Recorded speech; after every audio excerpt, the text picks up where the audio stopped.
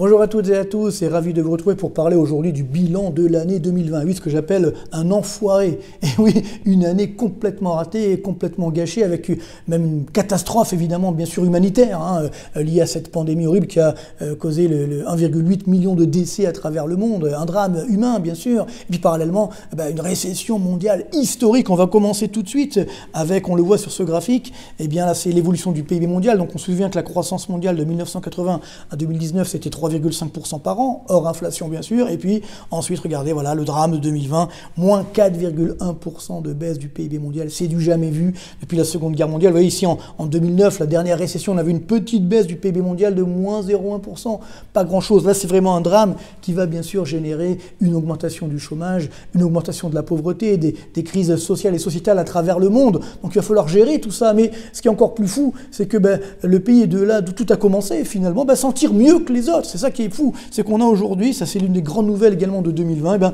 la Chine, alors bien sûr elle a eu une récession au premier trimestre, on voit le PIB chinois ici en bleu, ça s'est effondré, puis ensuite ça a redémarré. Regardez aujourd'hui, on est à plus de 5% de croissance dès le troisième trimestre en glissement annuel, et ça va continuer pour la fin d'année, et même en 2021 on pourrait y retrouver 9% de croissance en Chine, on en parlera dans une prochaine chronique, mais voilà, ça c'est assez incroyable, c'est que la Chine aujourd'hui finalement nous nargue, et elle se paye même le luxe, regardez, de générer un excédent commercial historique. Au mois de novembre, elle a fait 74,42 milliards de dollars d'excédent commercial sur un seul mois. Vous voyez, c'est le petit bâtonnet rouge ici, enfin même le grand bâtonnet rouge du jamais vu. Alors bien sûr, sur 12 mois, l'excédent commercial chinois n'a pas encore atteint les sommets historiques d'ici, mais on est à 550 milliards de dollars d'excédent commercial sur 12 mois, et ça va continuer. On retrouvera bien sûr les excédents de 2016 assez rapidement.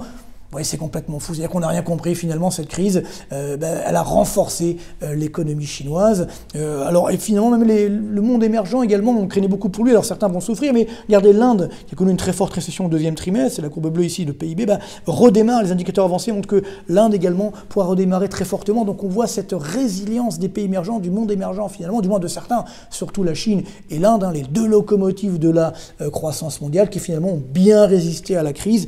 Troisième locomotive, celle-ci, elle est du monde occidental, c'est l'économie américaine, les États-Unis, qui eux aussi ont plutôt bien résisté. Alors il y a eu bien sûr aussi une baisse du PIB assez nette, encore une fois on retrouve la courbe bleue, vous voyez, avec une baisse du PIB de l'ordre de 9% en glissement annuel, et puis ça redémarre. Et on voit que pour la fin d'année, il pourrait retrouver une croissance zéro, et même donc un glissement annuel de l'ordre de 2% pour le début 2021. C'est assez incroyable, cette résistance également de l'économie américaine, et bien sûr une économie américaine qui est très flexible, très fluide, et là on voit l'impact, notamment sur le front de l'emploi. Là, vous avez la courbe bleue, c'est l'évolution de l'emploi aux États-Unis, donc l'emploi hors agriculture. Donc on voit qu'on avait à peu près 152 millions d'emplois donc avant la pandémie. Et ensuite, la pandémie arrive et évidemment, la courbe bleue s'effondre. On a détruit, rendez-vous compte, 22 millions d'emplois en 2 mois aux États-Unis. Parallèlement, le taux de chômage qui avait très fortement baissé, c'est la courbe rouge, on était à 3,6%. Évidemment, il est monté, regardez, à quasiment 15%, 14,7% exactement. Et ensuite, évidemment, ça repart à la baisse. Donc on a recréé des emplois, mais il manque encore, vous voyez, une dizaine de millions d'emplois pour retrouver le niveau d'avant la crise. Taux de chômage a baissé, on est à 6,7%. C'est pas mal, mais c'est pas évidemment les 3,6% qu'on avait avant la crise. Donc là aussi, on voit bien que ça prend un peu de temps, mais néanmoins, on a cette résilience de l'économie américaine. Très loin de tout cela, on a malheureusement ce qui se passe chez nous, dans la zone euro, où là, on a bien sûr une récession qui est revenue très vite. Déjà, on n'avait pas beaucoup de croissance, mais là, la récession s'est installée. Alors, il y a un petit redémarrage au troisième trimestre. Les indicateurs avancés montrent que, malheureusement, à cause d'un énième confinement, et puis d'une mauvaise réaction également globale, on a une situation de récession qui dure pour la zone euro, pour la France. Alors, je vous ai mis ici le bilan de l'année justement 2020 en termes de croissance, du moins de variation du PIB. En fait, il n'y a aucun pays qui enregistre une hausse du PIB en 2020, sauf la Chine, on voit ici, plus 1,9%. Et bien sûr, c'est pas ce qu'on avait les années précédentes, mais c'est quand même, dans le contexte actuel, énorme. Et puis, surtout en 2021, ils seront encore beaucoup plus dynamiques. On voit tous les autres pays, États-Unis, moins 3,6%, la zone euro, moins 8%, la France, quasiment moins 10%. Alors évidemment, tout ça va générer un chômage qui va augmenter. Alors ce qui est complètement fou, c'est que ces contre-performances, ces drames, drames sont obtenus malgré une flambée des dettes publiques. Et oui, c'est là l'autre grande nouvelle de 2020.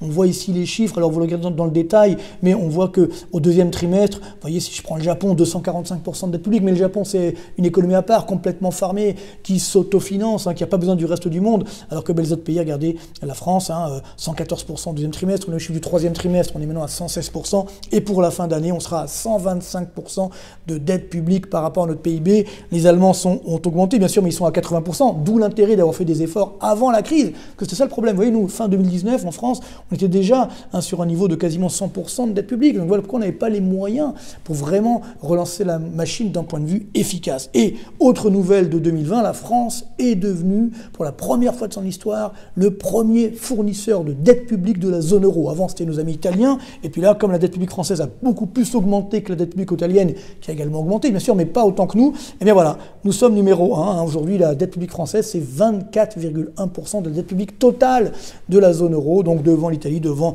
évidemment l'Allemagne. Donc cocorico, bon, ça serait bien passé, mais évidemment, tout ça, ça sera un boulet qu'on va devoir traîner pendant des générations. Il faut qu'on arrête de mentir aux Français, de leur laisser croire qu'on va annuler cette dette. Non, cette dette, on ne peut pas l'annuler. Pourquoi?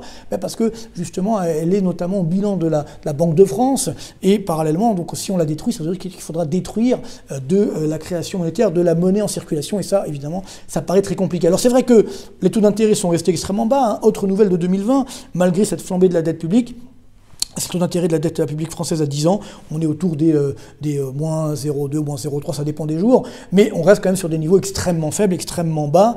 Est-ce que ça va durer? Alors pour l'instant, ceci est possible grâce au fait que c'est la Banque Centrale Européenne qui achète cette dette publique. Et regardez, le bilan de la Banque Centrale, 7 000 milliards d'euros, c'est du jamais vu. Vous voyez que dans les années 2000, on avait moins de 1000 milliards. Donc, c'est une flambée incroyable. Alors ça avait commencé en 2015, et puis là, alors tout ce qui est en rouge, c'est justement quasiment cette dette publique qui augmente. Donc la Banque Centrale Européenne a acheté cette dette publique, elle l'a mis à son bilan. Donc si on la détruit, il faudra détruire de la création monétaire.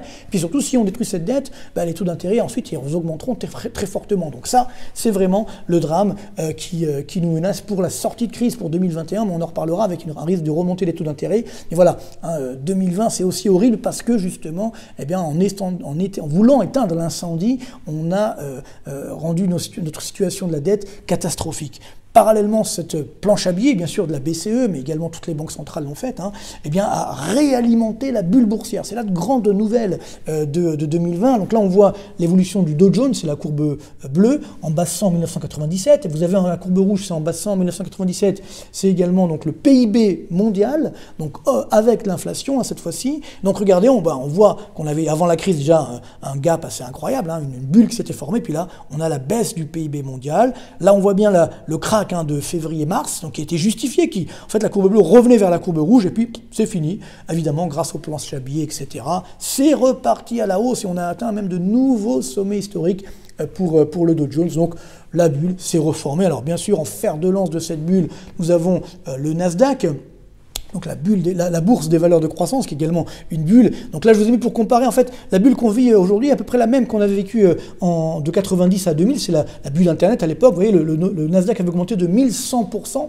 Énorme. Après, évidemment, il y a eu le crack, moins 78%. Et là, on a à peu près la même chose, quasiment 975, quasiment donc 1000% d'augmentation. C'est à peu près la même bulle, mais on attend évidemment le dégonflement qui n'est toujours pas là, parce que finalement, cette pandémie, c'est aussi horrible à dire, a renforcé les valeurs du numérique, a renforcé ce qu'on appelle les fameuses GAFAM. Et regardez, je vous ai mis ici donc les GAFAM là, avec leur croissance annuelle. Donc on voit par exemple Apple sur l'année 2020, c'est la palme de la croissance, plus 80% son cours de bourse, donc plus 843% donc depuis 2012. Prenons Amazon numéro 2, mais regardez, si on regarde depuis le 2012, là c'est 1600% d'augmentation. Bon, évidemment, ça peut paraître justifié. Le seul problème, c'est qu'aujourd'hui, évidemment, ces GAFAM sont devenus des vraies superpuissances. Vous voyez, je vous ai mis ici la valeur boursière des GAFAM. Prenons par exemple, bien sûr, Apple, 2320 milliards de dollars donc de capitalisation boursière. Alors par exemple, l'ensemble du CAC CAC 40 en dollars, c'est 2100 milliards de dollars. Vous voyez qu'une entreprise, ça vaut plus que tout le CAC 40 réuni. Et si on fait la somme de la valeur boursière de toutes les GAFAM, on a à peu près 7659 milliards de dollars, alors que si je prends le PIB français plus allemand en dollars, on est à 6300. Vous voyez, donc c'est pour vous dire que là, on a des vraies puissances en face de nous qui ont été renforcées par cet enfoiré, entre guillemets, c'est-à-dire par cette année 2020, par cette pandémie. Et parallèlement, regardez ces chiffres incroyables, c'est que ce qu'on appelle le price earning ratio, ça veut dire la valeur boursière, donc par rapport au profit, eh bien, atteint des niveaux très élevés. Vous voyez, 40 pour Apple, ça veut dire qu'il faudrait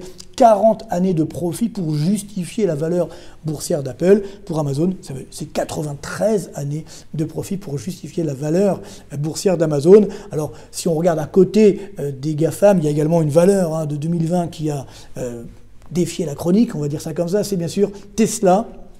Regardez bien, sur l'année 2020, plus 690% d'augmentation, ouais, c'est la courbe rouge. Depuis octobre 2012, plus 12 000%. Que voulez-vous dire à ça? Ça n'a pas de sens. Et sachant qu'aujourd'hui, si on regarde encore une fois le PER, on est aux alentours des 1200, 1300. Ça veut dire qu'il faudrait 1300 années de profit de Tesla pour justifier la valeur boursière actuelle. Bon, ça viendra bien sûr. Tesla certainement connaîtra, je dirais, une croissance et des profits. Mais néanmoins, on voit bien que cette année 2020, elle a été horrible d'un point de vue économique, mais surtout, elle a renforcé, on va dire, les excès d'avant la crise, l'hégémonie chinoise, bien sûr, la force des GAFAM, des valeurs du numérique, elle a aussi nui à nos libertés, elle a aggravé également les tensions sociales dans nos pays, donc vraiment, c'est pourquoi ça restera un enfoiré en espérant qu'on va quand même s'en sortir. Il ne faut pas, là aussi, se voiler la face, on va devoir se retrousser les manches, être encore plus fort pour espérer que 2020 sera un an joué, c'est-à-dire que globalement, on arrivera à mieux jouer pour 2021 avec une croissance plus forte. C'est tout le mal qu'on peut nous souhaiter. Bonne fête et à très bientôt donc pour 2021.